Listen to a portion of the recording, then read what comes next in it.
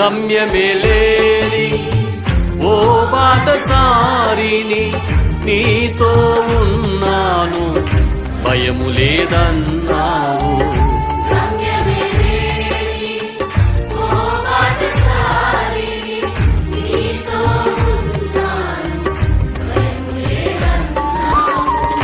నా శక్తి చేత కాదు నీ ఆత్మ ద్వారానే, నా శక్తి చేత కాదు నీ ఆత్మ ద్వారానే వాగ్దానము నెరవేర్చి వారసుని చేశావు.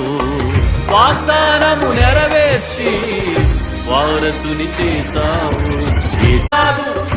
నీ ఆత్మ ద్వారానే వాగ్దానము నెరవేర్చి వారసుని చేశావు.